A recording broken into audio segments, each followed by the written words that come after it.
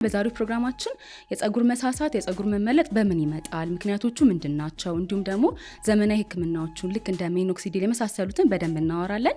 የዘመናዊ ህክምና ከባህላዊ አስተምሮና ከማህበረሰብ ጤና አንፃር የምንቃኝበት እነኛ ፕሮግራማችን ነው። እስከ ፕሮግራማችን ፍጻሜ ድረስ አብራችሁ ነው።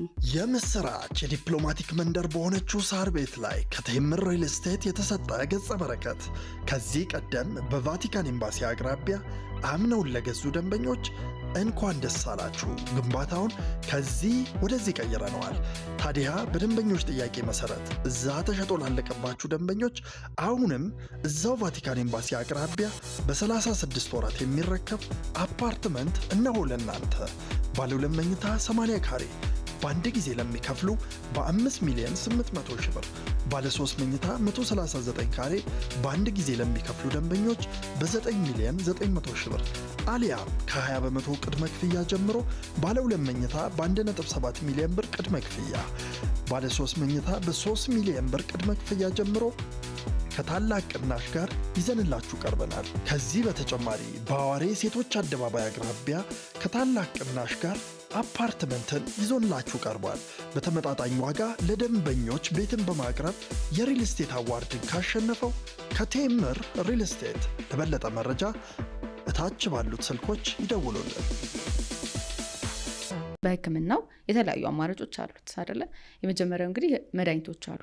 አሁን ደግሞ ኮመንሊ የሚታወቀው ሚኖክሲዲል አንደኛው መድኃኒት ነውና ሚኖክሲዲን ብዙ ጊዜ ሪከመንድ የሚደረገው ቶፒካሊ ወይም ደግሞ ቦታው ላይ ብቻ እንድንቀባ ነው አይደለ? ለምን ያው ቢዋጥ የተለያየ የማይፈልግ ቦታ ላይ ፀጉር ማሳደግ ሊኖር ስለሚችል ማለት ነውና የሚገርመው ነገር መጀመሪያ ሚኖክሲዲል ሲፈጠር ፐርፐዙ ፀጉር ለማሳደግ አልነበረም፣ ለግፊት ነበር። ግፊት ላለባቸው ሰዎች ግፊትን ለመቀነስ ተብሎ ተሰጥቷቸው ግን እንደ ሳይድ ኢፌክት ፀጉር አብቅለው ተገኙና ከዛ በኋላ ነው መጠቀም የጀመርነው ማለት ነውና ሚኖክሲዲል ኤፍዲ አፕሩቭ የሚያደርገው ፀጉር ለመሳሳት ወይም ደግሞ ለተመለጠ ፀጉር ለማሳደግ የሚረዳ መድኃኒት ነው ማለት ነውና የተለያየ አይነት ፕሪፓሬሽን አለው። በፎም ፕሪፔር ሊደረግ ይችላል ወይም ደግሞ በክሬም ፎርም ፕሪፔር ሊደረግ ይችላል። ከዛ ውጭ ደግሞ ፐርሰንቴጅም አለው 2.5 የተባለ ፕሪፔር ይደረጋልና ለፀጉር መሳሳት ኮመንሊ ሪከመንድ የምናደርገው 5% ያለው ሚኖክሲዲል ፎም ሊሆን ይችላል፣ ክሬም ሊሆን ይችላል መጠቀምን በደንብ ሪከመንድ ይደረጋልና ቅድም ኮሸስ መሆን አለብን። ለምሳሌ ጡት የምታጠባ ሴት ወይ እርጉዝ ሴት ወይ ደግሞ ለማርገዝ ያቀደ ሴት ከሆነች ሚኖክሲዲል እንድትጠቀም ሪከመንድ አናደርግም። ለምን ከተባለ የአፈጣጠር ችግር ጽንሱ ላይ ስለሚያመጣ ማለት ነው። ለምን ያው ቢቀባም የተወሰነ ፐርሰንት ሲስተማቲካሊ አብዞርብድ ይሆናል ማለት ነው። ሶ እንደዛ ነው ማለት ነው። ከዛ ውጭ ሚኖክሲዲል ላይ የተለያዩ ሳይድ ኢፌክቶች ይኖሩታል ነው አይደለ? ለምሳሌ ቦታው ላይ የመቆጣት፣ የማሳከክ፣ የመቅላት፣ የመድረቅ አይነት ነገሮችን ሊያሳይ ይችላል። አንዳንድ ጊዜ ግን ሲስተማቲክ ላይ አብዞርብድ ከተደረገ ግፊትን የማውረድ ነገር፣ የማዞር ድንገት ራስን የመውደቅ የመሳሰሉት ነገሮች ሊያሳዩ ስለሚችል ከሐኪም ጋር መነጋገር ይኖርብናል። ስፔሻሊ የምንወስደው መድኃኒት ካለ የግፊት መድኃኒቶች የምንወስድ ከሆነ የተለያየ የልብና የመሳሰሉት የምንወስድ ከሆነ ወይም ችግር ካለብን ከሐኪማችን ጋር ተነጋግረን ነው መጀመርም ያለብን ማለት ነው። ከሐኪም ጋር መነጋገር ያለብን አንዱ ጥቅም ለሁሉም ላይሰራ ይችላል ማለት ነው። ስለዚህ ለዛ ያ ሰው ላለበት ፀጉር መሳሳት ሚኖክሲዲል እንደ መፍትሄ መሆን ይችላል የሚለውንም ቼክ መደረግ አለበት። ምክንያቱም ፕራይሶቻቸው እነዚህ ነገሮች ዲስ ዴይስ ቀላል አይደሉም። ከዛ ደግሞ የሚቋረጥ ነገር አይደለም፣ ለረጅም ጊዜ የሚወሰድ ነገር ነው። ስለዚህ ይሄንን ያክል ገንዘብም ጊዜም ዴዲኬሽንም ከማውጣታችን በፊት የኛ ችግር ምንድነው የሚለውን ዲያግኖስ መደረግ አለበት ወይ መታወቅ አለበት ማለት ነው። እንደውም ቆንጆ ነገር ያነሳሽ ምንድነው ለሁሉም አይነት ላይሆን ይችላል። አንዳንድ ሰው ኢቨን አሁን ሪከመንድ የሚደረግባቸው አይነቶች አሉ። እስቲ ለነዚህም ሆኖ አንዳንድ ሰው ሪስፖንድ ላይ ያደርግ ይችላል፣ እንደ ሰው ስለሚለያይ ማለት ነው። ሌላ ምንድነው ስንጠቀም መቼ ነው ኢፌክቱን የምናየው? አንዳንድ ሰው ወዲያው ተቀብቶ ወዲያው ሪስፖንስ ማየት ይፈልጋል አይደለ? ግን ቢያንስ ከ3 እስከ 6 ወር ጊዜ ሊፈጅ ይችላል ሪስፖንድ ለማድረግ ማለት ነው። ሌላው ደግሞ ተጠቅሞ ሲያቋርጥ ፀጉር ሊረግፍ ይችላል። ወይም ደግሞ ገና እንደጀመርን የመጀመሪያዎቹን 2 ወራቶች አካባቢ ፀጉራችን እንደውም ሼድ ነው የሚያደርገው እንጂ አያድግም፣ የራሱ ሳይድ ኢፌክት ስለሆነ ማለት ነውና ኤክስቴንድ አድርገን እስከ 3 ወር ወይም እስከ 6 ወር ተጠቅመን ነው ለውጡን ማየት የምንችለው ማለት ነውና አንዳንድ የፀጉር መሳሳት ላይ እድሜ ልክ መጠቀም ሊኖርብን ይችላል። ስናቆሙ ይረግፋል። አንዳንድ ላይ ግን ለምሳሌ ይሄ ስትረስ ኢንዱስድ ከሆነ ግን ለምሳሌ ያንን ጭንቀቱ ያለበት ጊዜ አልፎ ነው አይደለ ፀጉር መሳሳት የሚመጣው እና ያን ጊዜ ሰፖርት እናረጋውና ስትረሱ ወይም ሰውነታችን ላይ ፀጉር መሳሳቱን ያመጣው ነገር ሪሙቭ ስናረግለት መድኃኒቱንም ማቆም እንችላለን በራሱ መቆም ስለሚችል ማለት ነው። ግን ስትረሱን ሪሙቭ ማድረግ ካልቻለን ግን እድሜ ልክ መጠቀም ሊኖርብን ይችላል። ሌላው ምንድነው አፕሊኬሽኑ እንዴት ነው? ብዙ ጊዜ ሪከመንድ የሚደረገው በቀን 2 እንጠቀም ነው። ግን በቀን አንዴ በጣም ኢፌክቲቭ ነው። በቀን አንዴ ቢቻል ማታ መጠቀም፣ ግን ከመተኛታችን ከ1 ሰዓት በፊት ምንጠቀም አሪፍ ነው። ለምን ያው ካልደረቀ ሶፍ ምንድነው ትራሳችን ላይ ይሆናል። እሱ ደግሞ በንክኪም የተለያየ የፊታችን ወይም ደግሞ ማንፈልግበት ቦታ ጸጉር ሊበቅ ስለሚችል ማለት ነው። ከዛ ደግሞ አፕላይ ካረግን በኋላ በጥንቃቄ ጸጉር እንዲያርግበት የፈለግንበት ቦታ ላይ በደንብ ዲፊውዝሊ መቀባት አለብን። ከተቀባን በኋላ ደግሞ እጃችንን ቶሎ መታጠብ ይኖርብናል። ለምን ሌላ ቦታ ስንነካካ የማይፈልግ ቦታ ጸጉር እንዳያድግ ማለት ነው። እሱ ነው ያለው ማለት ነው። ሌላ መድኃኒት የምንጠቀመው የምንችለው ፌናስትራይድ ነው አይደለ? ፌናስትራይድም ልክ እንደ ሚኖክሲዲል ፐርፐዙ መጀመሪያ ሲሰራ ለዚህ ለጸጉር መሳሳት ተብሎ አይደለም። ቤናይን ፕሮስቴቲክ ሃይፐርፕሌዥያ የሚባል ወንድ ላይ ያለ እጢ ማደግ ለሱ ተብሎ ነበር የተሰራው። ፕሮስቴት ብለን ብዙ ጊዜ ፕሮስቴት የምንለው ማለት ነው። ከዛ በኋላ ግን ጸጉርን የማብዛት ነገር እና የማብቀል ነገር ስላለው አሁን ላይ እየተጠቀምንበት ነው። ግን ይሄ መድኃኒት ለወንድ ብቻ ነው ሪከመንድ የሚደረገው። ጽንስን አፌክት የማድረግ ባህሪ ስላለው ብዙ ጊዜ ሪከመንድ አናረገውም። አንዳንድ ጊዜ ከእድሜያቸው ይሄ ማረጥ እድሜ ላይ የደረሱ ሴቶች ላይ እየተጠቀሙበት ነው። ግን ብዙም ኢፌክቲቭ ሆኖ አላገኙትም ማለት ነው። እሱም አለ። ግን የዚህ መድኃኒት ደግሞ ችግሩ ምንድን ነው? ልክ እንደ ሳይድ ኢፌክት ቀላል አይደሉም ሳይድ ኢፌክቶቹ። ይሄ የስንፈተ ወሲብን ማስከተል እንዲሁም የወንድ ስፐርም መጠኑ እንዲቀንስ የማድረግ አይነት ባህሪ ስላላቸው ሳይድ ኢፌክት ዋይዝ እነዚህ ትንሽ ከበድ ይላሉ እና ብዙ ጊዜ ለዛ ነው በሚኖክሲዲል የምንጠቀመው ማለት ነው። ሌላው ሚኖክሲዲል ላይ ሌላው ችግር ደግሞ የጸጉር ቀለሙ ሊቀየር ይችላል። አዲስ የሚበቅለው ጸጉር ከነበረው ጸጉር ጋር ተመሳሳይ ሊሆን ይችላል። ግሬ ሄር የሚለው ሽበት ነገር ሊወጥ ይችላል፣ ወይም ደግሞ ብራውን ነገር ወይም ከጸጉር የተለየ አይነት ሊሆን ይችላል ማለት ነው። እሱም ሌላ ሳይድ ኢፌክቱ ነው።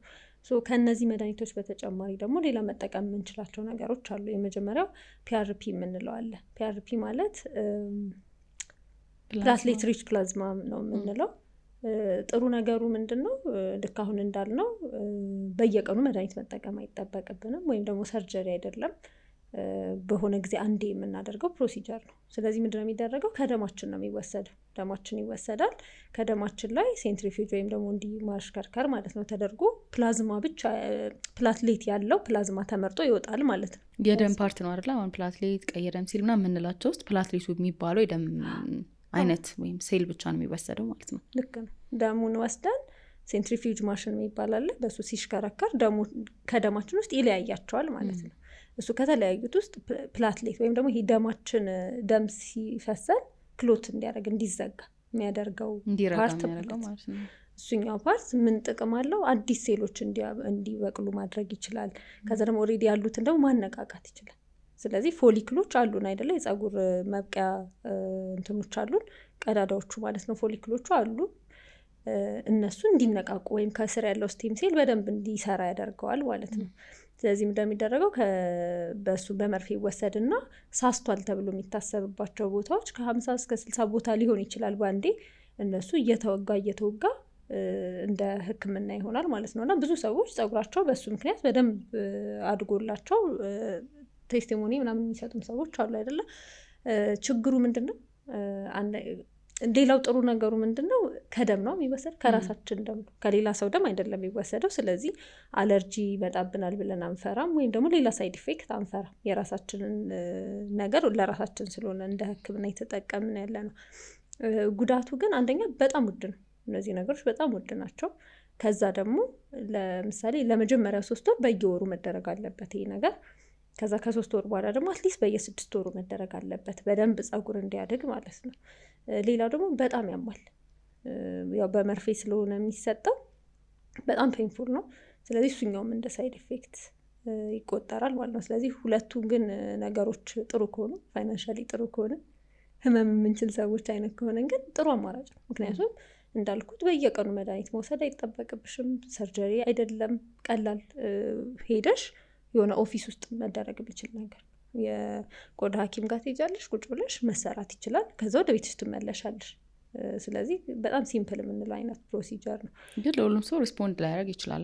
ለሁሉም ሰው ላያደርግ ይችላል። አሁን የጸጉር ትሪትመንቶች ችግራቸው እሱ ነው።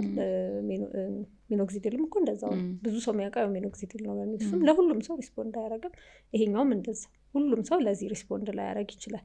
ሌላኛው አማራጫችን እንግዲህ አሁን በደንብ እኛም ሀገር በደንብ እየተወራ ያለው ሄር ትራንስፕላንት የምንለው ነው። ጸጉርን ከሆነ ቦታ ላይ ወስዶ ሌላ ቦታ ላይ መትከል ማለት ነው፣ የሌለበት ቦታ ላይ መትከል። በተለይ ደግሞ ወንዶች ላይ የሚከሰተው የጸጉር መመለጥ ብዙ ጊዜ መሀል ላይ ነው አይደለ? ከዚህ ጀምራ እቺ መሀሏን ነው። እዚህ ከጀርባ ያሉት ጸጉሮች ብዙ ጊዜ ይኖራሉ። ስለዚህ ከነሱ ወስዶ ፊት ለፊት የተጎዳው ላይ ማድረግ። እንደውም መጀመሪያ ጥናቶቹ ሲደረጉ ከሌላስ ቦታ ብንወስድ ለምሳሌ ከደረት ጸጉር ወስደን ጸጉር ላይ ብናረግ፣ ምክንያቱም ሁለቱም ፎሊክሎች ናቸው፣ ሁለቱም የራሱ የሰውየው ጸጉር ናቸዋል። እንደዛ ማድረግ ራሱ ተሞክሮ ነበረ።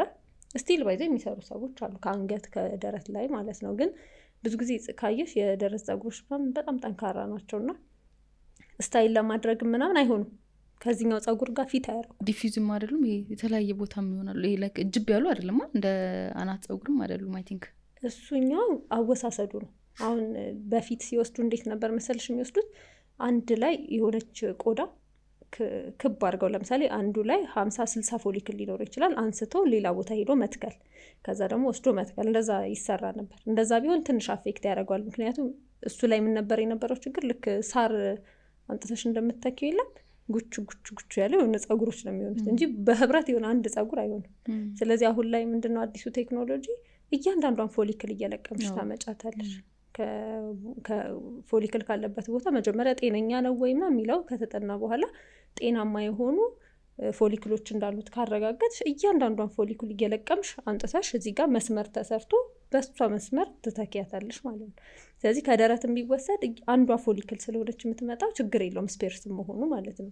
ግን ሞር የሚረብሸው በጣም ኮርስ ነው፣ በጣም ጠንካራና ይሄ ስታይል ከዚህኛው ጸጉርም ጋር አንድ ላይ አይሄድም ያስታውቃል ማለት ነው። ስለዚህ ብዙ ጊዜ የሚመርጡት ከዛው ከጭንቅላት ላይ ነው እና እስካሁን ድረስ ከሌላ ሰው መውሰድ አልተጀመረም። ከራሱ ይሄ ጸጉሩ ከተመለጠው ሰው ከራሱ ነው የሚወሰደው፣ ፎሊክሎቹ ተወስደው ሌላ ቦታ ላይ የሚተከሉት ማለት ነው። እና አሁን ላይ በጣም ቆንጆ አማራጭ እየሆነ ነው ለብዙ ሰዎች ማለት ነው። አንደኛ አንዴ ነው የምታወጪው፣ ምንም ውድ ቢሆን አሁን እስካሁን ያላቸው ሚኖክሲዲል አለን ፒአርፒን ብንል በየጊዜው ወጪ ይኖርብሻል። ይሄ ግን አንድ ጊዜ የምታወጪው ያው ሰክሰስፉል ከሆነ ማለት ነው አንድ ጊዜ የምታወጪው ወጪ ነው። ፌል የማድረግ ሬቱ በጣም ሎ ነው ከራስሽ ጸጉር ስለሚወሰድ። ስለዚህ በጣም ቆንጆ አማራጭ ነው አንድ ጊዜ ገንዘብ ኖሮት አንድ ጊዜ አውጥቶ መስራት ለሚችል ሰው ማለት ነው። ይሄ የአይረን ዲፊሸንሲ ቢኖር እንደዚህ ቀድሞ መከላከልም ይቻላል፣ ምግብን በማስተካከል ማለት ነው። የተመጣጠነ ምግብ መመገብም ለነዚህ መፍትሄ ይሆናል ማለት ነው አይደል? የአኗኗር ዘይቤያችንን ማስተካከል፣ ጸጉራችንን ስታይል ስናደርግ የማይጎዳውን አይነት ነገር ወይም ደግሞ ያፈራረቅን ማድረግም፣ ትሪትመንትን መጠቀም መቻል፣ እሱም ጥሩ ነገር ነው። ቀለም ማብዛት፣ እንደዚህ አይነት ነገሮች ስለሚጎዱት የሚጎዱትን ነገሮች መቀነስ ማለት ነው አንድ ነገር ነው። ሌላው ያው ጭንቀትን መቀነስ ነው። ባቢሎን ላይ አይታችሁት ከሆነ ቲያትሩን አላውቅምና አይጨነቁ ጋሼ ይላል እና ሐኪም አዞልኝ ነው የምትጨነቀው አለማየሁ ማለት ነው። እና አይ ነው እንደዚህ የሆነ ታዞልሽ አይደለም የምትጨነቀው። ላይፍ ብዙ ስትረሰሮች አሉ፣ በተለይ ዲስ ዴይስ ብዙ ነገር ያስጨንቃልና ግን ያው ኮፓፕ ሜካኒዝማችን ከመጣው ጭንቀት ጋር እንዴት ነው የምንሄደው የሚለው ሜካኒዝም ማስተካከል ነው አይደለ? ዮጋ ይባላል አይደል? በእኛ ሀገር ደግሞ ጸሎትም አለ፣ ቤተ ጸሎቶች፣ ቤተ እምነቶች ብዙ አሉ። ስለዚህ ወደዛ አካባቢ ማድረግ ሜዲቴሽኖችን፣ ይሄን ተረጋግቶ ማሰብና መጨነቅ ራሱ ይለያያል አይደለም? ሶሉሽን የሌላቸውን ነገሮች አክሰፕት የማድረግን ነገሮች፣ ሶሉሽን ላላቸው ነገሮች ደግሞ ማሰብ፣ መወያየትን፣ በተለይ ይሄ ጎን ለጎን ላለው መደጋገፍን፣ እንደዚህ አይነት ነገሮች ስትረስን የሚቀንሱ ነገሮች ማድረግ አይደል? እንቅስቃሴዎች ኤክሰርሳይዝ አድርጉ፣ ወክ አድርጉ ምናምን የሚባለው አንድም ይሄ ከአይምሮሽ ያለውን ጭንቀት ለመቀነስ ነው አይደል? ስትወጪ የምታያቸው ነገሮች ስላሉ በዚህም በዛም ሀሳብ ስለሚወሰድ አንድ ሀሳብ ላይ ብቻ ፎከስ አድርገሽ የምትጨነቂበትን ነገር ይቀንሳል። እና ስለዚህ ስትረስን መቀነስ በተቻለ መጠን እሱን ይመከራል ማለት ነው። ሌላ ደግሞ ቤት ውስጥ ማድረግ የምንችላቸው ነገሮች በቀላሉ ኸርባል ቅባቶች አሉ አይደል? አሁን ደግሞ ኮመንሊ እየታወቀ ነው እኛ ጋርም በደንብ እየተሰራ ያሉ ኸርባል ኦይሎች አሉ ጸጉር እንዳይሳሳ የሚያደርጉ። ለምሳሌ ሮዝመሪ ኦይል አንደኛው እንደውም ስራው ምንድን ነው? እንደ ሃይድሮቴስቶስትሮን ያለውን ጸጉር እንዲሳሳ የሚያደርገውን ሆርሞን ብሎክ የማድረግ ባህሪ ያለው እሱን በጣም ሪከመንድ ይደረጋል።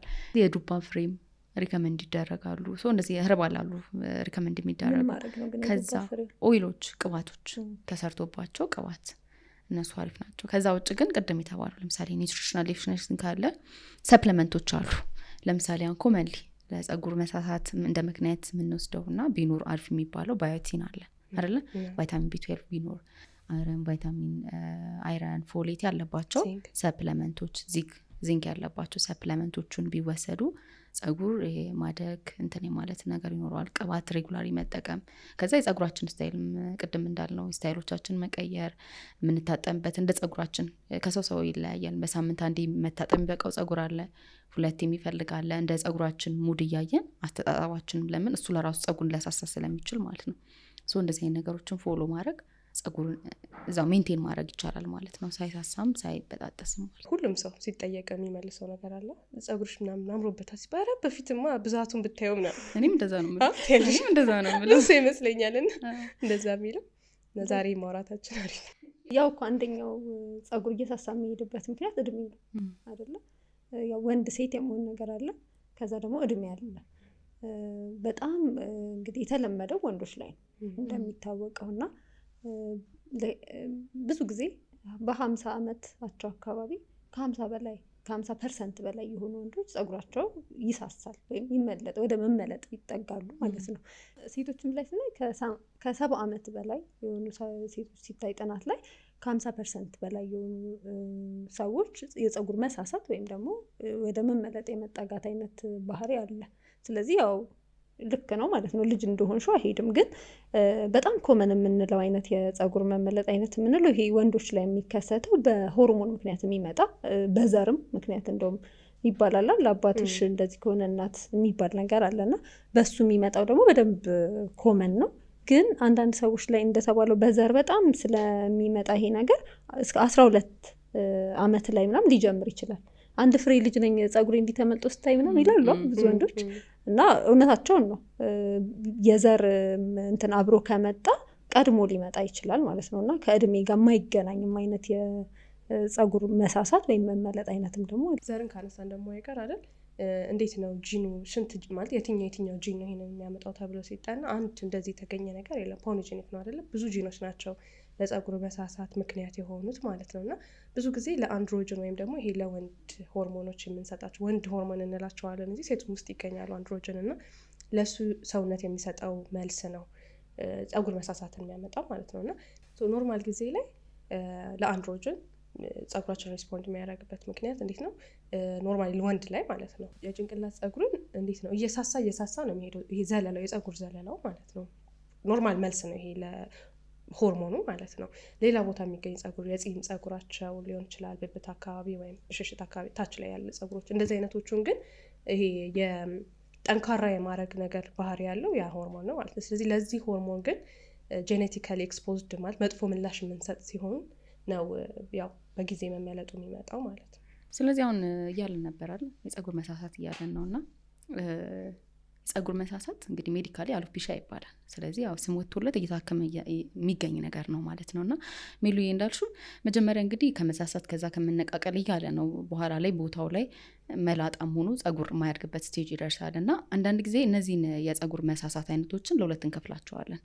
ለምሳሌ አንደኛው ይሄ ስካሪንግ የምንላቸው ያ ማለት ኦልሬዲ ጠባሳ ፈጥሯል። ስለዚህ ይሄ ጸጉር የሚያድግበት ሄር ፎሊክል የምንለው ቦታ ፐርማኔንትሊ ዳሜጅ ስለሆነ ለወደፊትም ጸጉሩ አያድግም ማለት ነው። ስለዚህ ያ ሰውዬ መላጣ ሆኗል የምንለው ማለት ነው። ስለዚህ እንደዚህ አይነት የጸጉር መሳሳት አይነቶች አሉ ማለት ነው። ሁለተኛው ደግሞ ነን ስካሪንግ ነው የምንለው ጸጉር በቦታው ለጊዜው ላይ ነው ይችላል ወይም ጸጉሩ ሳስቷል፣ ግን ከጊዜያቶች በኋላ ሄር ፎሊክሉ ስላልተጎዳ ጸጉር ማደግ ይችላል ማለት ነው። ስለዚህ እንደዚህ አድርገን ብሮድሊ መክፈል እንችላለን ማለት ነው።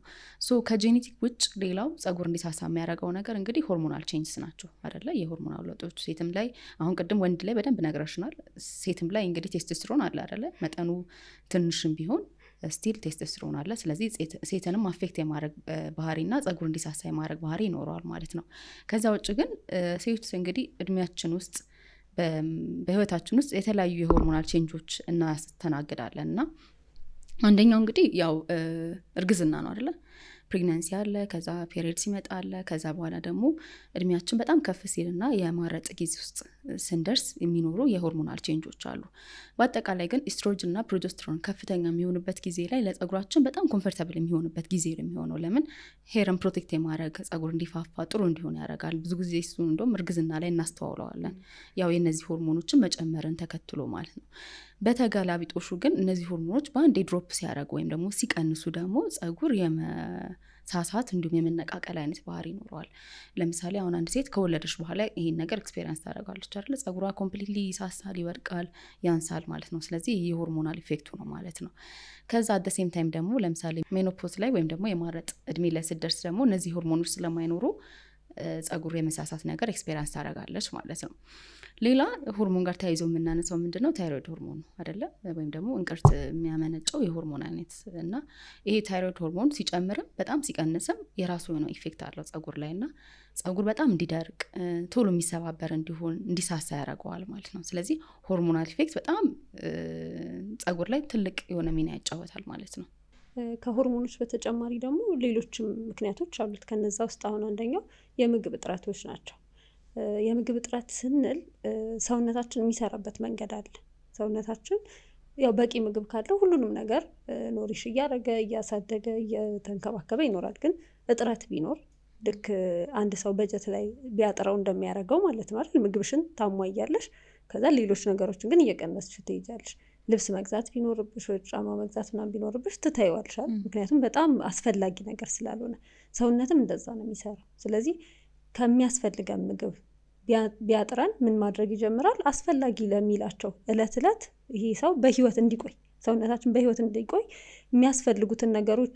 ለሚያስፈልጉት ነገሮች እየቆጠበ ከሌሎቹ ይቀንሳል። ከነዚህ ውስጥ አንዱ ጸጉር ነው። ስለዚህ ለጸጉራችን የሚሰጠውን ነገር እየቀነሰ ወደ ሌሎች ለልብ፣ ለጭንቅላት ለሚያስፈልጋቸው ወይ ደግሞ ለደም አሰራር የሚያስፈልገውን ነገር ይሰጣል ማለት ነው። በዚህ ጊዜ ጸጉራችን በጣም እየተጎዳ ይሄዳል። ይሄንን ለማየት አሁን ድርቅ አካባቢ ያሉ ሰዎች ፎቶ ላይ ሊሆን ይችላል ወይም ደግሞ እንዲሁ ስናያቸው የጸጉራቸው ቀለም ተቀይሮ እናየዋለን። የሆነ አመዳማ ነገር ወይም ደግሞ ወደ ቡኒ ነገር ይቀየራል። እነዚህ ልጆች ምግብ ብንሰጣቸው ምግብ ባገኙበት ሰዓት ጠቆር ይላል፣ ጸጉራቸው ይቀየራል ተመልሶ። ከዛ ድጋሚ የምግብ እጥረት ደግሞ ሲያጋጥም መልሶ ይሄ መንጣት ወይም ደግሞ አመዳማ የመሆን ነገር ይኖራል። እና እንደውም በሕክምናው የባንዲራ የሚመስል ጸጉር ተብሎ ልክ እንደ አንድ የምግብ እጥረት ምልክት ተደርጎ ይወሰዳል። ከለር ብቻ ደግሞ ሳይሆን መሳሳትም ይኖራል። በጣም ይሳሳል፣ ይነቀላል። እንደዚህ ብታረጊው ንቅል ይላል። ድርቅ ያለ ወዝ የሌለው ነው የሚሆነው። እንደተባለው ያው ለጸጉር የሚሰጠውን ነገር ስለሚቀንስ ሰውነት ማለት ነው። ይህ ጸጉራቸው ሙሉ ጸጉራቸው የሚሳሱ ሰዎች ላይ ብዙ ጊዜ ምርመራ ሲደረግ ደማቸው ውስጥ የአይረን እጥረት በደንብ ይገኛል። አብዛኞቹ ላይ ግን አይረን ብንሰጣቸው ይመለሳሉ? እሱ ሌላ ጥያቄ ነው የሚሆነው። ግን አብዛኛው ላይ የአይረን እጥረት ይታያል። ከዚህ በተጨማሪ ደግሞ ቫይታሚን ቢ የምንላቸው አጠቃላይ እነሱ ሲያጥሩ፣ የዚንክ እጥረት ሲኖሩ የጸጉር መሳሳት ሊኖር ይችላል። ስለዚህ ላብራቶሪ ላይ ማሰራትና ያለንን ሌቭል ማወቅ እንችላለን። ስለዚህ ከዚህ ነው የመጣው ወይስ አይደለም የሚለውን ደግሞ ቼክ ማድረግ ይጠበቅብናል ማለት ነው። ሌላው ጸጉር ማሳሳትን ሊያመጣ የሚችለው ነገር ደግሞ ከሕክምና አንጻር አንዳንድ በሽታዎች ሲኖሩ ሊሆን ይችላል አይደል? ለምሳሌ ሰውነታችን ራሱን በራሱ የሚያጠቃበት አውቶኢሚዩን ዲዚዞች አሉ አይደል? ለምሳሌ ኤስኤል የምንለው ማለት ነው። እንደዛ ሲሆን የጸጉር መሳሳት ይመጣል። ኩላሊት፣ ይሄ በሽታ ያው ኩላሊት ላይ ኢፌክት አለው፣ ሌሎች ቦታዎች ላይ ብዙ ኢፌክት ያመጣል እና ለህይወት አስጊ የሆኑ ነገሮች አሉት። ግን አንደኛው ነገሩ እንደው ጸጉር ላይ ካየን ጸጉር ላይም ኢፌክት አለው። ቲዩ ቅድም እንዳልሽው ስካሪንግ፣ ይሄ መልሶ መብቀል የሚችል አይነት ሊሆን ይችላል፣ ወይም እንዳይበቅል የሚያደርግ አይነት፣ ሁለቱንም አይነት ሊያመጣ ይችላል እና አንዳንዴ ፓቺ ሊሆን ይችላል ማለት የሆነ ቦታ ይሳሳል፣ የሆነ ቦታ አለ፣ እንደዛ አልፎ አልፎም ሊሆን ይችላል፣ ወይም ደግሞ ሙሉ ለሙሉ የጸጉር መሳሳትንም ሊያመጣ የሚችል አይነት አለ። ስለዚህ ፖሊሲስቲክ ኦቫሪያን ሲንድሮም ደግሞ የምንለው ሌላው ሴት ላይ የሚከሰት ነው አይደለ? ከኦቫሪ ጋር ተያይዞ ማለት ነው። ስለዚህ እሱ ደግሞ ምን ያመጣል? ሴት ላይ ጸጉር ያልተፈለገ ቦታ እንዲወጣ ያደርጋል። ለምሳሌ ጺም ምናምን እንዲኖር ያደርጋል፣ አንድሮጅን ስለሚጨምር ማለት ነው። ግን የጭንቅላት ጸጉሯ ደግሞ እንዲሳሳ ያደርጋል ማለት ነው። ሌላ ደግሞ በሽታዎች ለምሳሌ ባለፈው ስናወራ ነበረ የፈንገስ ኢንፌክሽን ቢኖር እነ ቲኒያ ወይም ቆርቆር የምንለው ማለት ነው። እሱም ሲኖር ደግሞ ጸጉር ይሳሳል። ምክንያቱም ከታች ጀምሮ ፎሊክሉን ከሆነ የሚያጠቃው ጸጉሩን የመስበር ነገር አለው ሻፍቱን ማለት ነው አይደል? እና ላሽ የምንለው ነገር ብዙ ጊዜ ሰዎች ላይ ታችሁ ከሆነ እሱም ሊያወጣ ይችላል ማለት ነው። እና አንዳንዴ ብላክሄድ ሊሆኑ ይችላሉ። ያ ማለት ምንድን ነው? እዛ አካባቢ ያለው ጸጉር እንዳለ ጫፍ እንዲህ ተቆርጦ ጥቁር ብሎ ልናይ እንችላለን ማለት ነው። እና እዛው ላይ ደግሞ ኢንፌክሽን ከፈጠረ ፎሊኩላይተስ ምናምን እየፈጠረ ከሄደ ጠባሳ ሰርቶ ላይበቅል ይችላል። ብዙ ጊዜ ግን የሚመለስ አይነት የጸጉር ማጣት ወይም መመለጥን ነው የሚያመጣው ማለት ነው። ፈንገስ ግን በራሱ ከፈንገሱ ውጭ ደግሞ መድኃኒቶቹ አይደለ? ኬቶኮናዞል፣ ፍሉኮኮናዞል፣ ስፔሻሊ የሚዋጡት ፍሉኮኮናዞል የምንላቸው የፈንገስ መድኃኒቶች ጸጉር እንዲሳሳ ያደርጋል። እና የሚገርማችሁ ነገር ብዙ መድኃኒቶች ጸጉር መሳሳትን ያመጣሉ። በጣም ብዙ መድኃኒቶች እንደዚህ ሊስት አድርገን ሁላ የምንጨርሳቸው አይደሉም። ግን ኮመንሊ የሚታወቁት ቅድም እንዳልኳቸው የሚዋጡ የፈንገስ መድኃኒቶች አሉ። እንዲሁም ደግሞ ኮመንሊ አሁን ለምሳሌ ለግፊት የምንጠቀምባቸው ኤሲ ኢንሂቢተርስ የምንላቸው እና ኢናላፕሪል የሚባሉት የግፊት መድኃኒቶች ጸጉርን መሳሳትን ያመጣሉ። ቤታ ብሎከርስ የምንላቸው ለልብም ለግፊትም አንዳንድ ጊዜ የምንጠቀምባቸው የግፊት መድኃኒቶች ጸጉር እንዲሳሳ ያደርጋሉ። ኮመንሊ ደግሞ ለምሳሌ ሳይካትሪክ ፔሸንት ቢኖር ሳይኮቴራፒ የምንላቸው አሉ። ለሳይካትሪክ ፔሸንቶች የሚሰጡ መድኃኒቶች እንዲሁም ደግሞ ለሚጥል በሽታ የሚሰጡ መድኃኒቶች ጸጉር እንዲሳሳ ያደርጋሉ። ከዛ በተጨማሪ በሚገርም ሁኔታ ለጸጉር መሳሳት የምንሰጠው መድኃኒት ሚኖክሲዲል እሱ መጀመሪያ አካባቢ ጸጉር እንዲረግፍ ያደርጋል ማለት ነው። ግን ያው አጭር ጊዜ ነው። ከዛ በኋላ ነው ጸጉር እንዲያድግ የሚያደርገው እና አብዛኞቹ መድኃኒቶች ማለት እንችላለን ጸጉር እንዲሳሳና እንዲረግፍ ያደርጋሉ ማለት ነው። ከዛ በተጨማሪ ደግሞ ጭንቀት አይደለም መቼም ጭንቀትን ምክንያት ነው ብለን ያላነሳንበት በሽታ እስካሁን ያለ አይመስለኝም እና ለጸጉር መሳሳትን በደንብ ኮንትሪቢዩት የሚያደርግ ነገር ነው ጭንቀት ስንል ያው እንግዲህ ሁለት አይነት አለ እስካሁንም ስናወራ እንደነበረው እና አንደኛው ይሄ ከህመም ጋር የተገናኘ ሊሆን ይችላል ሰውነታችን ራሱ ስትረስ ውስጥ ሲሆን ማለት ነው። ሌላኛው ደግሞ ከውጭ የሚመጡ ሌላ ስትረሰሮች ወይም ደግሞ ጭንቀቶች ሊሆኑ ይችላሉ። የጸጉር መርገፍን ነገር በጣም የሚያስገርመው ነገር ምንድነው? ለምሳሌ ትኩሳት በጣም ኃይለኛ ትኩሳት ቢይዘው አንድ ሰው ከዛ ድኗል ከ2 ከ3 ወር በኋላ ጸጉሩ ይረግፋል። በዛ ከ2 ወር በፊት በነበረው ጭንቀት ምክንያት ማለት ነው። ደግነቱ ያው የሚመለስ ነገር ነው። ይሄ ግን ስትረሱ ምን አይነት ምን ያክል ኢፌክት እንዳለው ነው አይደለ ይሄ የሚያሳየን እና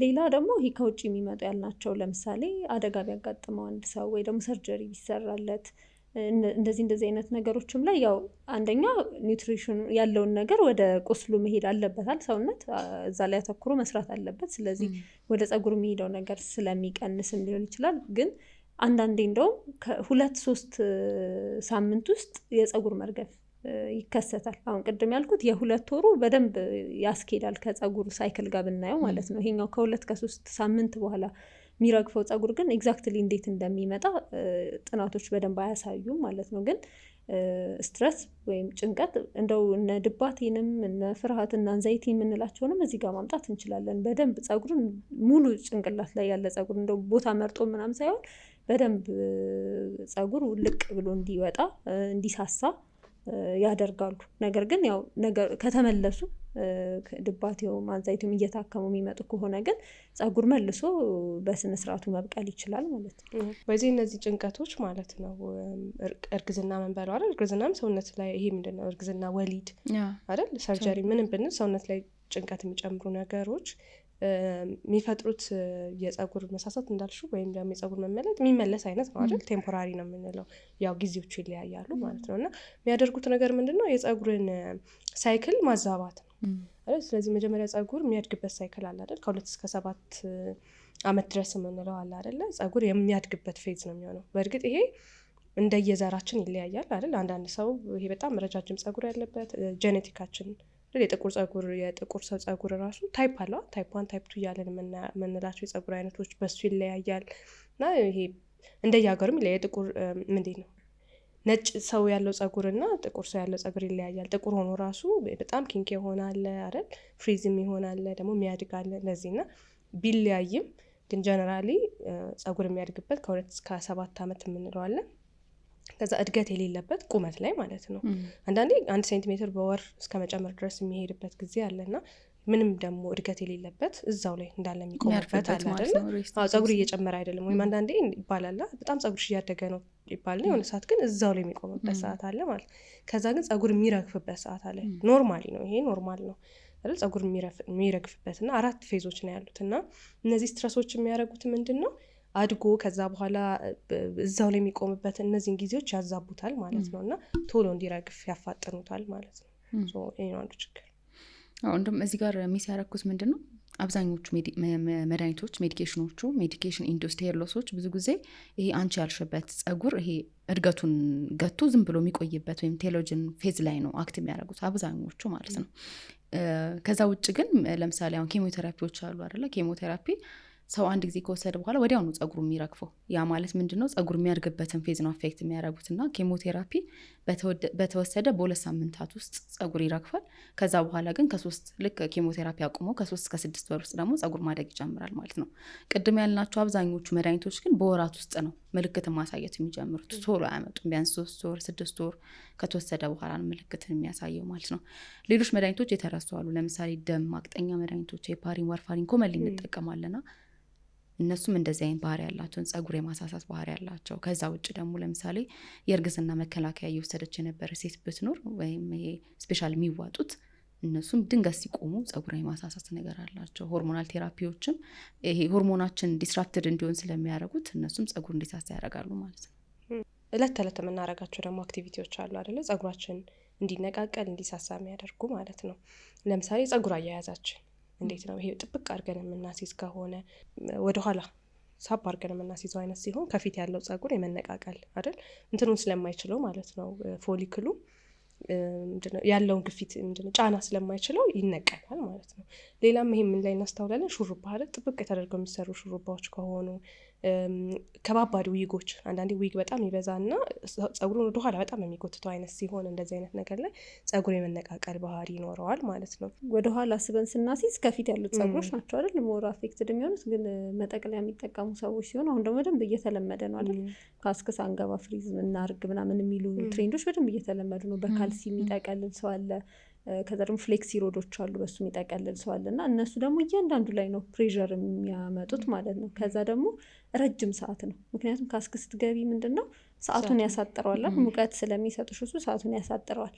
የራሱ የሆነ ኤፌክት ቢኖረውም ግን ቤትሽ ሲሆን የምታደርጊው ረጅም ሰዓት ይፈልጋል። በተለይ ደግሞ ጸጉርሽ ብዙ ከሆነ ማለት ነው። እና እነዚህኞቹም አንደኞቹ ትራክሽን አሎፔሻ የሚያመጡ ናቸው።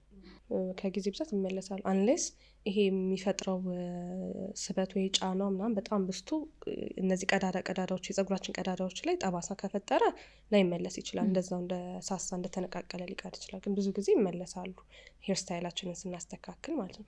ካስክላልሹ ለምሳሌ ፎም አለ ጸጉር ለማድረግ፣ ከዛ ደግሞ ሌላ ካስክ አለ እና ደግሞ ወተን ደግሞ ፔስትራ ምንለው የምንሰራው ነገር አለ። ከሶስቱ አሁን ፎም የተሻለ ነው የሚሆነው። ምክንያቱም የሚጠቀመው አየር ሞር ቀዝቃዛ አየር ከሙቅ ይልቅ ቀዝቃዛ አየር ነው እና እሱ ጥሩ ነው። ግን ችግሩ እሱ ደግሞ ብዙ ጊዜ አቅርበን የምንጠቀመው ሲሆን ጸጉሩ እንዲነቃቀል የማድረግ ነገር ሊኖረው ይችላል ማለት ነው።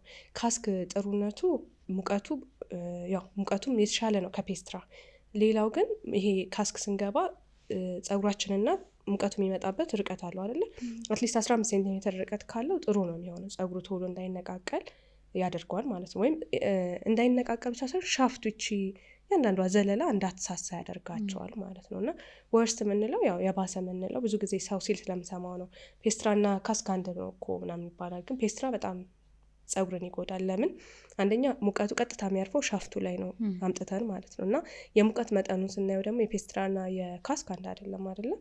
ስለዚህ በጣም ተደጋግሞ ደግሞ ያንን የሚሰራ አይነት ሰው ሲሆን ይጎዳል ጸጉሩ ማለት ነው። እና የመነቃቀል ባህሪም ሊያመጣ ይችላል ማለት ነው። እሱ ብቻ ሳይሆን የኛ የጸጉር ባህሪ አሁን ብዙ ጊዜ ጥቁሮች ብለን አጠቃላይ እናያዘው እና ጸጉራችን አሁን የውጭዎቹ ጸጉር ወይም የፈረንጆች ጸጉር ደረቅ ሆኖ ስታይል ሲደረግ በደንብ ይመቸዋል። በእርጥበት አሁን እንደዛ አይነት ጸጉሮችን በእርጥበት ሆነው ስታበጥሪያቸው በጣም ይነቃቀላሉ የነሱ ጸጉሮች ማለት ነው። የኛ አይነት ጸጉሮች ደግሞ እርጥበት ሆኖ ስታይል ስታረጊ ነው የሚመቸው። በእርጥበት ብቻ ነው እንዲበጠር እንዲነካ የሚፈልገው ማለት ነው። ከዛ ውጪ ደረቅ ሆኖ ለማበጠር ስትሞክሪ ንቅልቅል የማለት አይነት ባህሪ ያለው የኛ ጸጉር ነው። እኛ ደግሞ እንዴት ነው የምናደርገው? ካስክ ውስጥ ገብተን ደርቀን አይደል? ከዛ በኋላ ነው ጸጉራችን ስታይል የሚደረገው እየተከፈለ እየተበጠረ በእጅ እየተነካ ምናምን። ያኔ በጣም የመበጣጠስ ነገር ይኖረዋል ማለት ነው። እና ከተቻለ በዛ ያለ ጠንከር ያለ የግድ ኪንኪ መሆን የለበትም። ያለን እንደዛ አይነት ጸጉር ያለን ሰዎች እንደው ያስታውቃል እኮ ራሱ ውሃ ሲነካ ስታበጥሪው በቀላሉ ይበጠርልሻል። ብጥስጥስ አይልም፣ ንቅልቅል አይልም። በደረቁ ደግሞ ስታበጥሪው በጣም ንቅልቅል ይላል። እንደውም እኛ ምን አይነት ባህሪ ያለን እኮ አይደል እናቶች ምናምን የሚሉት ማታ ሰርተሽ አሳድሪውና ጠዋት አበጥረሽ አስይዟል ሁሌ የምታስይዙ ከሆነ እሱ ግን በጣም ዳሜጅ ነው የሚያደርገው ጸጉራችን። ምክንያቱም በደረቁ ነው ጠዋት የምናበጥረው አይደል? ስለዚህ የምናበጥርም ከሆነ ምናልባት ውሃ እያደረግን ማበጠሩ የተሻለ ይሆናል እንጂ በማበጠር በጣም ፎርስ ያለው ነገር ስትጠቀሚበት ከስር ንቅል እያለ ነው የሚወጣው ማለት ነው። ሌላው ደግሞ የምንጠቀማቸው ፕሮዳክቶች ጸጉራችን ላይ በተለይ ሪላክሰሮች እና ቀለም አይደል?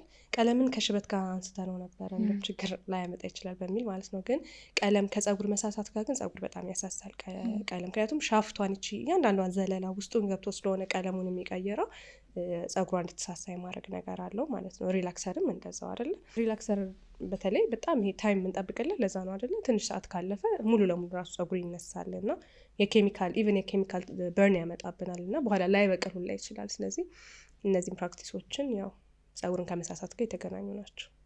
ሌላ እንግዲህ ጸጉር የሚሳሳው ቅድም ብሩክ እንደውም በደንብ እያወራሽን ነበረ ጄኔቲክስ እና ከዛ ደግሞ የሆርሞናል ኢምባላንስ ሲኖር አይደለ? ብዙ ጊዜ ወንዶች ላይ ኮመንሊ የምናያቸው ይሄ ፊት ላይ ጸጉር በሁለቱም ሳይድ ጸጉር ገባ ገባ ማለት ወይም ደግሞ የመሀል አናታችን ላይ ጸጉር መሳሳት አሉ። እንደዚህ አይነት ነገሮች ሊፈጠሩ ይችላሉ። ይሄ አንድሮጂኒክ አሎፔሺያ የምንለው የጸጉር መሳሳት አይነት ነው። ኮመንሊ ጄኔቲክ ነው፣ በቤተሰብ የሚመጣ ነው። ወይ ደግሞ የሆርሞናል ሴንሲቲቪቲ ቅድም እያለችን ነበረ የሚሉ ቴስቴስትሮን ላይ በጣም ሴንሲቲቭ የሚሆኑ ሰዎች አሉና የዛን ጊዜ እነዚህ ቦታ ላይ ስፔሲፊካሊ ጸጉር ላይ ጸጉር መሳሳት ይኖራል፣ ጭንቅላት ላይ ማለት ነው። ይሄ ችግር ግን የወንዶች አይደለም፣ ሴት ላይ የሚፈጠር ይችላል። ግን እንደ ወንዶች ተመሳሳይ ቦታ አይደለም ጸጉሩ የሚሳሳው እና ሴት ላይ ስናይ ይሄ ጸጉራችን መካከል ላይ ከፍለን ስናስይዘው ያለው ቦታ ላይ ይሰፋል ወይም ጸጉሮች በጣም ሳስተው ነው የምናያቸው። ይሄ ሲሆን እንግዲህ አንድሮጄኒክ ናቸው ማለት ነው። እና ይሄ የጸጉር አይነት የጸጉር መሳሳት አይነት ብዙ ጊዜ በአንድ የሚፈጠር አይደለም፣ ቀስ እያለ ጊዜ የሚፈጅ ክሮኒክ ነው የሚሆነው እና ኦልሞስት ከ3 እስከ 5 ዓመት ፈጅቶ ነው የሚመጣው፣ በአንድ አይደለም። እና ምንድን ነው የሚሆነው? ጸጉር ይሄ ወፍራም ጠንካራ የነበረው ጸጉር እየቀጠነ መጥቶ መጨረሻ ላይ ፎሊክሉ ሻንክን ያደርጋል ማለት ነው። ስለዚህ ጸጉር ማብቀል የመቸገር አይነት ነገሮች ነው የሚያሳዩት ማለት ነው። እና በቃ ኮመሊ እነዚህ ችግሮች አሉ ማለት ወይ ጄኔቲክ ላይ ወይ ደግሞ ሆርሞን ላይ ችግር አለ ማለት ነው። ሌላው ደግሞ ቅድም አውቶ ኢሚዩን እያለን ነበር። አንደኛው የጸጉር መሳሳት ምክንያቶች ውስጥ አንደኛው ሰውነት የራሳችንን ሰውነት ሲያጠቃ ማለት ነው። ጠላት ነው ብሎ የሚያስበውን ነገር ያጠቃል ሰውነት በባህሪው እና አንዳንድ ጊዜ ይምታታና ሰውነቱ የራስን ሰውነት ሊያጠቃ ይችላል። እና በዚህ ምክንያት የሚመጣ ደግሞ የጸጉር መመለጥ አይነት አለ። አሎፔሺያ ኤሪያታ ይባላል። አንዳንዴ የሆኑ ቦታዎች ላይ ፓቺ የምንለው የተለያየ ጭንቅላት ቦታዎች ላይ ምልጥ ያሉ ነገሮች ሊሆኑ ይችላሉ። አንዳንድ ጊዜ ግን ሙሉ ጭንቅላትን ሙሉ ለሙሉ ጸጉር አልባ ሊያደርገው ይችላል፣ መላጣ ሊያደርገው ይችላል ማለት ነው። ከዛ ሶስተኛው አይነት ደግሞ ምንድነው? ሙሉ ሰውነት ውስጥ ያሉ ጸጉሮች፣ የደረት ጸጉር፣ ብብት ውስጥ ያለ ጺም፣ ምንም ነገር ጸጉር አይኖራቸውም እነዚህ ልጆች። ሌላው ከባዱ ነገር እዚህኛው የጸጉር መሳሳት አይነት ላይ ወይም መመለጥ ላይ በልጅነት ነው ብዙ ጊዜ የሚያጋጥማቸው ይሄ ነገር ማለት ነው። እና ደግሞ እንዳልነው ሰውነት የራስን ሰውነት ሲያጠቃ የሚፈጠር አይነት ነገር ነው። ደግነቱ ፎሊክሎቹን አያጠቃቸውም ይሄ ነገር። ፎሊክሎቹ አሉ ግን ልክ ቅድም ቆረቆር ላይ እንዳየነው አይነት ብጥስ ነው፣ ቁርጥርጥ ነው የሚሉት ከላይ ማለት ነው። እና እንደውም ኤክስክላሜሽን ማርክ ይሄ ቃል አጋኑ የሚመስሉ ጸጉሮች ይባላሉ። እና በደንብ ቅርብ ተደርገው ሲታዩ ፎሊክሎቹ አሉ፣ ጥቁር ሆነው የተበጠሰው ጸጉር ይታያል ማለት ነው። መመለስ የሚችል ነገር ነው እንግዲህ መመለስ የሚችል ነገር ነው ስል ለሁሉም ሰው ሪስፖንድ ላያደርግ ይችላል። ግን የራሱ የሆኑ የሕክምና መንገዶች አሉት። ግን እንዳልኩት ፎሊክሎቹን ስለማይጎዳቸው ውስጥ ያሉት ነገሮች ጤነኞች ናቸው። ስቲም ሴሉ አሉ፣ ሴሎች የጸጉር ሴል የሚያመርተው ቦታም አለ፣ አልተጎዳም። ስለዚህ በዛ ምክንያት ጸጉሮችን ድጋሚ ለማብቀል የሚደረጉ የተለያዩ ሕክምናዎችን ማድረግ ይቻላል ለእነዚህ ሰዎች ማለት ነው። ሌላው ደግሞ ስካሪንግ እያለን ነበር አይደል ቅድም። አሁን ይሄኛው ጠባሳ አይደለም፣ ስታዩ ጸጉሩም መብቀል የሚችል አይነት ነገር ነው። አንዳንድ ምክንያቶች ግን ጠባሳ ሊፈጥሩ ይችላሉ። ጭንቅላታችን ላይ ጠባሳ ይፈጥራሉ። ጠባሳ ተፈጠረ ማለት ፎሊክሉ ሙሉ ለሙሉ ነው የሚያጠፉት። ፎሊክሉ ጠፋ ማለት ደግሞ ከስር ስቴም ሴል ወይም ደግሞ ጸጉር ሊመረት የሚችልበት ቦታ በሙሉ ይጎዳል ማለት ነው። ስለዚህ እንደዚህ አይነት ጸጉሮችን ትሪት ማድረግ በጣም ከባድ ይሆናል። አንለስ ይሄ ሌላ ተጨማሪ ጸጉር አምጥተን መሸፈን ምናምን ካልሆነ በጣም ከባድ ነው የሚሆነው ማለት ነው። ጠባሳ ያለባቸውን አንደኛው እንደ ምክንያት ከጠቀስናቸው ውስጥ ቅድም ቆረቆር ያልነው ሊሆን ይችላል። ከዛ ሌላ ደግሞ በጣም ኮመን የሆነ በተለይ ወንዶች ላይ የሚከሰት እዚህ ጀርባ ላይ አይታችሁ ከሆነ አንዳንድ ሰዎች ላይ አይታችሁ ሊሆን ይችላል። ጀርባ ላይ ሆኖ ብጥ የሚሉ እንደዚህ ክብ ነገር ሆኖ ከዛ ሳይታከም እየቆየ ሲሄድ አንዳንዴ እነዚህ እብጠቶቹ ውስጣቸው እንትን የመያዝ መግል የሚመስል ነገር የመያዝ ከዛ በኋላ እንደውም ጠባሳ ነገር ፈጥሮ ለታካሚው ሰው በጣም ከባድ ነው የሚሆንበት። ምክንያቱም ከኋላ የሚያይሽ ሰው ምናምን መሸማቀቁ ምኑ ይኖራል እና እነዚህ ነገሮች ደግሞ ይባላሉ ስካሪንግ አሎፔሺያ ይባላሉ ማለት ነው። ጠባሳ የሚፈጥሩ የፀጉር መመለጥ አይነቶች ላሽ የምንለውም እሱ ይመስለኛል።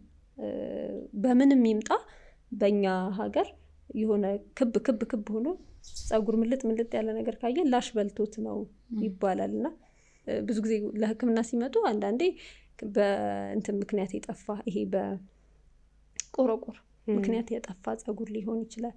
አንዳንዴ ደግሞ እንዳልነው አሎፔሺያ ኤሪያታ ያለው አሁን የጠቀስኩት አይነት ሆኖ ፓቺ አይነት የሆነ ቦታ የሚከሰት ሲሆንም ላሽ ይባላል። እኛ ከታካሚ ሲመጣ መጀመሪያ ከሂስትሪ ነው የምንጀምረው አይደለ? መቼ ነው የጀመረው የሚለውን ነገር ቼክ እናደርጋለን ማለት ነው። ከዛ በኋላ ደግሞ ቅድም ያነሳናቸው ሪስክ ፋክተሮች አሉ ወይ፣ ስትረሰሮች አሉ ወይ፣ ሰሞኑን የሚወስዳቸው መድኃኒቶች አሉ ወይ አይደል? የፀጉር ፕራክቲሱ እንዴት ነው፣ ወይም ሴትም ከሆነች እንዴት ነው ፕራክቲሱ የፀጉር ፕራክቲሱ የሚለውን ነገር፣ ተጓዳኝ ምን በሽታዎች አሉ፣ እነዚህን እንጠይቃለን ማለት ነው። ከዛ ደግሞ ያው የአካላዊ ምርመራ ፊዚካል ኤግዛሚኔሽን ስናደርግ ደግሞ የፀጉሩን የመነቀል ነገር እናያለን አይደል? ሄር ፑል ቴስት የምንለው አለ። ለምሳሌ የተለያየ ቦታ ላይ ነው የምናደርገው። ቅድም ቲጁ እንዳልሽው ፀጉር ከፊት ሊገባ ይችላል ወይም ደግሞ መሀል ላይ ሊሆን ይችላል። ሴቶች ላይ ደግሞ የተለየ አይነት ነው ብለናል አይደል? ስለዚህ ከፊትም ከኋላም ከሳይድም የተለያየ ቦታ ላይ ኔትና የተወሰነ ፀጉር ይዘን ለመጎተት መሞከር ነው። ስለዚህ ከ50 እስከ 60 ይነቀላል፣ ኖርማል ነው ይሄ ሁሌ ማለት ነው። ከዛ በላይ ከሆነ ግን አክቲቭ የሆነ ሄር ሎስ አለ ማለት ነው። እንደ በሽታ ሊታይ የሚችል የፀጉር መነቃቀል አለ ማለት ነው። ስለዚህ አክቲቭ ሄር ሎስ አለ እንላለን ማለት ነው። ሌላ ስካልፑን እናያለን ወይም ደግሞ የጭንቅላታቸውን እናያለን። ቁስለት አለ ወይ አይደል? ቅድም እንዳልነው ቆርቆር እነዚህ ነገሮች ሊያመጣ ይችላል። ስለዚህ ቁስለት አለ ወይ፣ ያነቃቀሉስ ሁኔታ እንዴት ነው፣ ፓቺ ነው ወይ ማለት እዚህም እዛም ነው ፀጉራችንን እየሳሳ ያለው ወይስ ደግሞ አንድ ቦታ ብቻ ነው፣ ሁኔታውን እናያለን ማለት ነው። ከዛ በኋላ ደግሞ ወደ ላብራቶሪ እንሄዳለን አይደል? ላብራቶሪ ላይ ደም ልንልክ እንችላለን። ደም ለምንድን ነው የሚላከው? ቅድም ብለናል አይደል? ታይሮይድ ሲጨምርም ሲቀንስም ችግር ያመጣል። ስለዚህ ታይሮይድ ላይ ሰላም ነው ወይ ሁሉ ነገር የሚለውን፣ ከዛ ደግሞ አይረን፣ ቫይታሚን ዲ ሲያንስ ብለናል አይደል? ስለዚህ እነሱ ነገሮች አሉ ወይ የሚለውን እናያለን። ሂስትሪ ላይ አንድ የረሳነው ነገር ጄኔቲክ፣ ቤተሰብ ውስጥ እንደዚህ አይነት ችግር አለው የሚለውንም እንጠይቃለን አይደል? እሱንም እንጠይቃለን። ከዛ በኋላ ሌላ የምንልከው ላብራቶሪ ላይ ስካልፕ ከቆዳው ተፈቅፍቆ ባዮፕሲ ይላካል፣ ወይም ተነስቶ ባዮፕሲ ይላካል ከዛ ቦታ ላይ ማለት ነው። ምንድን ነው የተፈጠረው ነገር ታች ላይ የተፈጠረ ለውጥ አለው የሚለውን፣ ወይም ደግሞ ፈንገስም ካለ ፈንገሱን ልናይ የምንችልበት ሁኔታ ካለ ኤኒዌይስ ባዮፕሲ እንልካለን ማለት ነው። ስለዚህ በእንደዚህ አይነት ሁኔታ ነው ወደ ህመሙ ይሄ ነው ይሄኛው አይነት የፀጉር መሳሳት ነው ወይም ማጣት ነው ወደሚለው ዲያግኖሲስ እንደርሳለን ማለት ነው። ሌላው ይሄ ፀጉር መሳሳት ላይ እንደው እንዲሁ ዝም ብሎ ሰው ማለት እኛ ጋር የሆነ ነገሮችን የማቅለል ነገር አለን ማለት ለደረሰበት ሰው ከባድ ይመስለኛል አይደለ? እና ኦሬዲ እየተሸማቀቅሽ እያለ ጓደኞች ደግሞ ሲጨምሩብሽ ምናምን ትንሽ ይከብዳል። በተለይ ደግሞ ቅድም ያልኩት አሁን አሎፔሺያ ኤሪያታ የምንለው ልጅ ሆነው ነው የሚከሰተው እና ትምህርት ቤት ላይ ሆነሽ ሃይስኩል ላይ ሆነሽ ከዛ ደግሞ ወንዶች ላይ የሚከሰተው የፀጉር መመለጥ አይነት ብለናል 12 ዓመት ድረስ ወርዶ ሊጀምር ይችላል እያለን ነበርና በተለይ ደግሞ ትምህርት ቤት ላይ ሲሆን በጣም ከባድ ነው አይደለ? ልጆቹ ከባድ ነገር ሊያሳልፉ ይችላሉ ፀጉራቸው በሚሳሳበት ወይም ደግሞ በሚያጡበት ጊዜ ማለት ነው። ትልቅም ሆነሽ ያው ሙድ ምናምን እያዘብሻላል ፀጉርሽ እየተመለጠ ሲሄድና ለሱ ይሄ ሰፖርት ማድረግም ያስፈልገዋል። ትሪትመንት ብቻ መስጠት ምናምን ሳይሆን ቤተሰብም ጓደኛም አለ አይደል? እንደ ህመም ቢወሰድ እንደ ህመም ተወስዶ ላይክ አሁን የወንዶች አክቹሊ አሁን እኛ ህመም አይደለም እያልን ነው አይደል?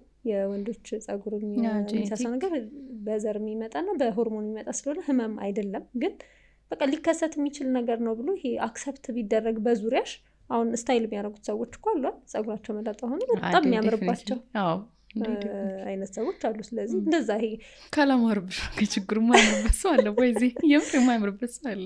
የመለመድ ጉዳይ ነው ባይዘ እኔ እንደዛ ነው የማስበው። እና ይሄ በዙሪያሽ ያለው ሰው አክሰፕት ሲያደርግ አንቺም አክሰፕት ታደርጊያለሽ። በኮፍያ ስታይል የሚያደርጉ ሰዎች አሉ፣ መላጣውን ራሱ ስታይል የሚያደርጉት በጣም የሚያምርባቸው ሰዎች አሉና ወደዛ ብንሄድ መሿሿፍ ምናምን የሁሉም ነገር ላይ ይመስለኛል ነገር። ግን እሱም ብቻ እኮ ሳይሆን ብሩኪያን አንዳንዴ ደግሞ በጣም ከመሸማቀቅ የተነሳ አሁን መላጣው እዚህ ጋር ሆኖ ከዚህ አምጥተሽ እንደዚህ የሚለጥፍ ሰው አለ አይደል? በጣም ይሄ ራሱን ሲያየው አለመውደድ ነው አይደለ? ዲስሞርፊክ ከሚለው ጋር ይገናኛል። ሰልፍ ኢሜጅሽን ሰልፍ ኢሜጅሽን ራስሽን አይተሽው አለመውደድም ሊኖር ይችላል። እና ግን ሴቶች ላይ ወንዶች በጣም ብዙ ያደርጋሉ እኮ። ግን ሴት ደግሞ ሆነሽ አስቢ ማለት በጣም ብዙ ስታይሎች አሉ እዚህ ጋር ለመሸፈን ራሱ ተብሎ ጸጉር ቤትም ስትሄጂ ቆይቺ ምናምን ትባያለሽ እና ይደብርሻል። ይሄ አክሰፕታንስ ላይ ብዙ አይመስለኝም የኛ ነገር እና ይሄ አክሰፕት አድርጉ ማለት ከባድ ነው። ግን እንደውም እኔ እንደ ማኔጅመንት ያላነሳነው ነገር ምንድን ነው አሁን ላይ መጣ ዘመኑም ላይ በጣም ቀላል ያረገልን ነገሮች አሉ አይደል? ለምሳሌ ዊጎች አሉ አይደል? ላይ ሂማን ሄርም ሊሆን ይችላል መሳፋት ምናምን የማይጠበቅበት ጀስት የሚደረጉ አሉ። ወንዶችም አሁን በጣም እየተጠቀሙበት ያሉ ነገሮች አሉና እነሱም እንደ ማኔጅመንት ይሆናሉ። እነዚህ አይነት ሜተዶች ካልሆነላቸው ሜዲኬሽኑም ሰርጀሪም ፌል ቢያደርግባቸው የመሳሰሉት ነገር ባይሄድም ለጊዜውም ቢሆኑ የሚያሳልፏቸው አዲስ ደግሞ አማራጮች አሉ። ሂማን ሄሮችም ዊጎችም ስላሉ ማለት ነው።